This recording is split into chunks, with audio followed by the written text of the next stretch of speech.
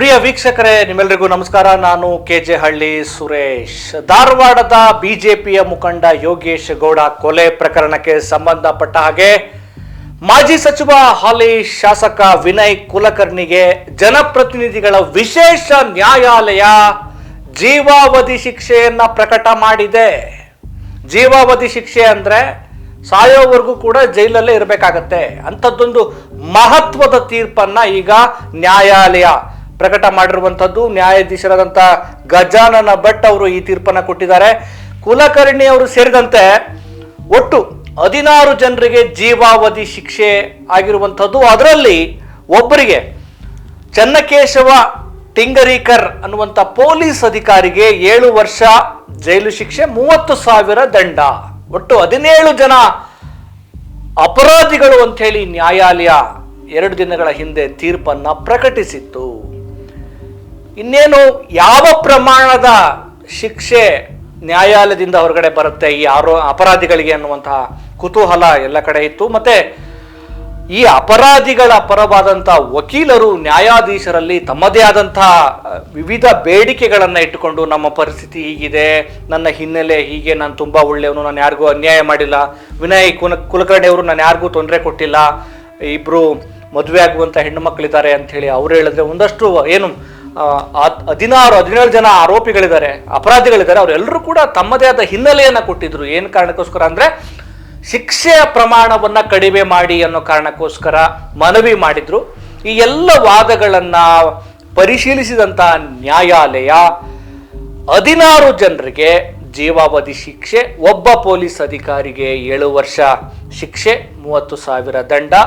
ಈಗ ವಿನಯ್ ಕುಲಕರ್ಣಿ ಅವರು ಜೀವಾವಧಿ ಶಿಕ್ಷೆಗೆ ಒಳಗಾಗಿದ್ದಾರೆ. ಜೊತೆಗೆ ಏನು ಯೋಗೇಶ್ ಗೌಡ ಮಕ್ಕಳಿದಾರಲ್ಲ, ಕೊಲೆಯಾದಂಥ ಯೋಗೇಶ್ ಗೌಡ ಮಕ್ಕಳು ಮತ್ತೆ ಅವರ ಸಹೋದರ, ಅವರಿಗೆ 16 ಲಕ್ಷ ಪರಿಹಾರವನ್ನ ಕೊಡಬೇಕು ಅಂತ ಹೇಳಿ ನ್ಯಾಯಾಲಯ ಆದೇಶವನ್ನ ಕೊಟ್ಟಿದೆ. ಸ್ನೇಹಿತರೆ, ಈ ಪ್ರಕರಣ ಈಗಾಗಲೇ ಎಲ್ರಿಗೂ ಗೊತ್ತಿದೆ. ಸಂಕ್ಷಿಪ್ತವಾಗಿ ಹೇಳ್ತೀನಿ. 2016-15 ಈ ಆಸುಪಾಸ ಸಂದರ್ಭದಲ್ಲಿ ಜೂನ್ 15ನೇ ತಾರೀಕು ಯೋಗೇಶ್ ಗೌಡ ಕೊಲೆ ನಡೆದಿರುತ್ತೆ. ಯಾವ ಕಾರಣ ಅಂತೇಳಿ ಅವಾಗ್ಲೇ ಬಹಳ ಚರ್ಚೆ ಆಗಿತ್ತು. ವಿನಯ್ ಕುಲಕರ್ಣಿ ಮತ್ತು ಯೋಗೇಶ್ ಗೌಡ ನಡುವೆ ರಾಜಕೀಯ ಜಟಾಪಟಿ ನಡೆದಿತ್ತು. ವಿನಯ್ ಕುಲಕರ್ಣಿ ಅವರು ಅಂದ್ಕೊಂಡಿದ್ರು, ಮುಂದೆ ಯೋಗೇಶ್ ಗೌಡ ನನಗೆ ರಾಜಕೀಯ ಎದುರಾಳಿಯಾಗಿ, ಒಂದು ಸಮರ್ಥ ಎದುರಾಳಿಯಾಗಿ ರೂಪುಗೊಳ್ತಾ ಇದ್ದಾನೆ, ಇಲ್ಲವಾಗ್ಸ್ಬಿಟ್ರೆ ನನಗೆ ಯಾರು ಎದುರಾಳಿ ಇರೋದಿಲ್ಲ ಅನ್ನುವಂಥ ಕಾರಣಕ್ಕೋಸ್ಕರನೇ ಈ ಕೊಲೆ ಆಗಿರೋದು ಅನ್ನೋದು ಅವರ ಸಹೋದರ ಗುರುನಾಥ್ ಅವರು ಹೇಳಿದ್ದಾರೆ. ಈ ಕೊಲೆಗೆ ಸಂಬಂಧಪಟ್ಟಂಗೆ ಬಹಳ ಪ್ರೀ ಪ್ಲಾನಿಂಗ್ ಮಾಡಿರುವಂಥದ್ದು. ಕೊಲೆ ಆದ ನಂತರ ಕೊಲೆ ಮಾಡಿದವರೆಲ್ಲ ತಪ್ಪಿಸ್ಕೊಂಡು ಹೋಗ್ತಾರೆ, ಆದರೆ ಒಂದಷ್ಟು ಜನ ಬಂದ್ಬಿಟ್ಟು ನಾವೇ ಕೊಲೆ ಮಾಡಿದೀವಿ ಅಂತೇಳಿ ಪೊಲೀಸರ ಮುಂದೆ ಸರೆಂಡರ್ ಆಗ್ತಾರೆ. ಪೊಲೀಸ್ನವರು ಒಂದು ಹಳ್ಳ ಹಿಡಿಸ್ತಾರೆ. ಯಾಕೆಂದ್ರೆ ಪ್ರಭಾವಿ ಸಚಿವರಾಗಿರ್ತಾರೆ, ಅವಾಗ ಧಾರವಾಡ ಜಿಲ್ಲಾ ಉಸ್ತುವಾರಿ ಸಚಿವರಾಗಿರ್ತಾರೆ. ಪೊಲೀಸ್ನವರು ಸಚಿವರ ಒತ್ತಡಕ್ಕೆ ಒಳಗಾಗಿ ಯಾವ ರೀತಿ ಕೇಸನ್ನ ಹಳ್ಳ ಹಿಡಿಸ್ಬೇಕು ಎಲ್ಲ ರೀತಿಯ ಹಳ್ಳ ಹಿಡಿಸಿ ಕೊನೆಗೆ ನ್ಯಾಯ ಸಿಗುತ್ತಾ ಇಲ್ಲ ಅನ್ನುವಂಥ ಅನುಮಾನ ವ್ಯಕ್ತ ಆಗಿರುತ್ತೆ. ಯಾವಾಗ ಯಡಿಯೂರಪ್ಪನವರ ಸರ್ಕಾರ ಅಧಿಕಾರಕ್ಕೆ ಬರುತ್ತೆ, ಬಿಜೆಪಿ ಸರ್ಕಾರ ಅಧಿಕಾರಕ್ಕೆ ಬಂದು ಯಡಿಯೂರಪ್ಪನವರು ಸಿಎಂ ಆಗ್ತಾರೆ, ಅವರು ಬಂದ ತಕ್ಷಣನೇ ಈ ಯೋಗೇಶ್ ಗೌಡ ಕೊಲೆ ಪ್ರಕರಣವನ್ನ ಸಿಬಿಐಗೆ ವಹಿಸುತ್ತೆ.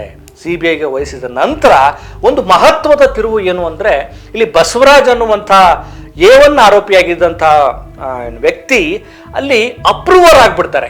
ಇಲ್ಲಿ ಪ್ರಕರಣದ ದಿಕ್ಕೇ ಬದಲಾಗಿ ಹೋಗ್ಬಿಡುತ್ತೆ, ಸ್ವರೂಪವನ್ನೇ ಬೇರೆ ಸ್ವರೂಪವನ್ನು ಪಡ್ಕೊಂಡ್ಬಿಡತ್ತೆ. ಅವರು ಅಪ್ರೂವರ್ ಆದ ನಂತರ ಏನೆಲ್ಲ ಆಯಿತು, ಯಾವ ರೀತಿ ಪ್ರಿಪ್ಲಾನ್ ಮಾಡಲಾಯಿತು ಸಚಿವರು ಮತ್ತೊಂದು ತಂಡ, ಮತ್ತೆ ಕೊಲೆ ಆದ ನಂತರ ಏನು ಮಾಡಬೇಕು, ಪೊಲೀಸರಿಗೆ ಯಾವ ರೀತಿ ಸರೆಂಡರ್ ಆಗಬೇಕು, ಸಾಕ್ಷಿಗಳನ್ನು ಯಾವ ರೀತಿ ನಾಶಪಡಿಸಬೇಕು, ಎಲ್ಲ ವಿಚಾರಗಳನ್ನು ಇಂಚಿಂಚು ಮಾಹಿತಿಯನ್ನು ಕೂಡ A1 ಆರೋಪಿಯಾದಂಥ ಆನಂತರ ಅಪ್ರೂವರ್ ಆದಂಥ ಬಸವರಾಜ್ ಅವರು CBI ಅಧಿಕಾರಿಗಳ ಮುಂದೆ ಎಲ್ಲವನ್ನು ತೆರೆದಿರ್ತಾರೆ. ಆನಂತರ ಇಷ್ಟು ಸಿಕ್ಕರೆ ಡಿಟೇಲ್ ಆಗಿ ಎಲ್ಲ ವಿಚಾರಗಳನ್ನು ಕಲೆಕ್ಟ್ ಮಾಡಿ ತನಿಖೆಯನ್ನು ನಡೆಸಿ ಚಾರ್ಜ್ ಶೀಟನ್ನು ನ್ಯಾಯಾಲಯಕ್ಕೆ ಸಲ್ಲಿಕೆ ಮಾಡಲಾಗುತ್ತೆ. ಇನ್ನೊಂದು ವಿಶೇಷ ಅಂದರೆ, ಈ ಬಸವರಾಜ್ ಅವರು ಯೋಗೇಶ್ ಗೌಡ ಕೊಲೆ ಆಗೋದಕ್ಕಿಂತ ಮುಂಚೆ ಒಂದು ಪತ್ರವನ್ನು ಕೂಡ ಬರೆದಿರ್ತಾರೆ, ನಿಮ್ಮ ಜೀವಕ್ಕೆ ಅಪಾಯ ಇದೆ, ನೀವು ಎಚ್ಚೆತ್ತುಕೊಳ್ಳಿ ಅಂತ. ಆದರೆ ಎಚ್ಚೆತ್ತುಕೊಳ್ಳೋದಿಲ್ಲ, ಕೊಲೆ ಆಗೇ ಬಿಡುತ್ತೆ.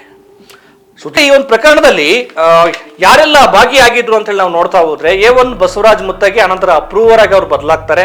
ಅನಂತರ A2 Vikram Ballari, A3 Keerthikumar Basavaraj Kurahatti, A4 Sandeep Saundatti, A5 Vinayak ಕಾಟಗಿ, A6 Mahabaleshwar ಹೊನಗಲ್, A7 Santosh Saundatti. ಇವರೆಲ್ಲರೂ ಕೂಡ ಈಗ ವಿನಯ್ ಕುಲಕರ್ಣಿ ಜೊತೆ ಒಟ್ಟು 16 ಜನ ಜೀವಾವಧಿ ಶಿಕ್ಷೆಗೆ ಒಳಗಾಗಿದ್ದಾರೆ.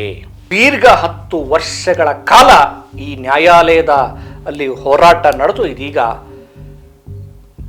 ಶಾಸಕ ಮತ್ತು ಮಾಜಿ ಸಚಿವ ವಿನಯ್ ಕುಲಕರ್ಣಿ ಅವರು ಕೊನೆಗೂ ಕೂಡ ಈಗ ಜೈಲು ಪಾಲಾಗುವಂತ ಸಂದರ್ಭ ಬಂದಿದೆ.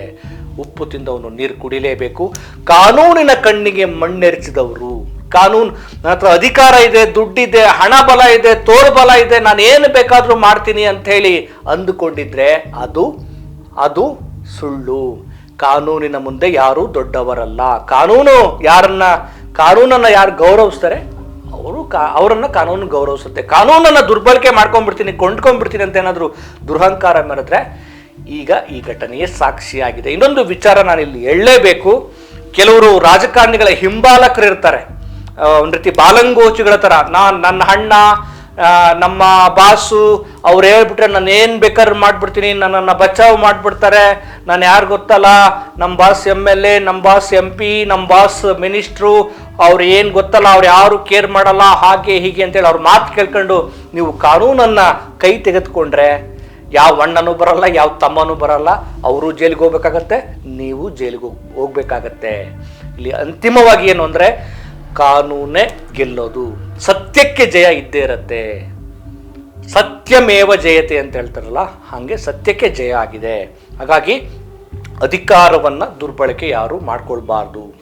ರಾಜಕೀಯ ಎದುರಾಳಿ ಇದ್ರೆ ಅದನ್ನು ಸ್ಪರ್ಧಾತ್ಮಕವಾಗಿ ತೆಗೆದುಕೊಳ್ಬೇಕೇ ವಿನಃ ಪೈಶಾಚಿಕತೆಗೆ ಹೋಗಬಾರದು. ಮತ್ತೊಂದು ವಿಚಾರದೊಂದಿಗೆ ನಿಮ್ಮನ್ನು ಭೇಟಿ ಮಾಡ್ತೇನೆ. ನಮಸ್ಕಾರ.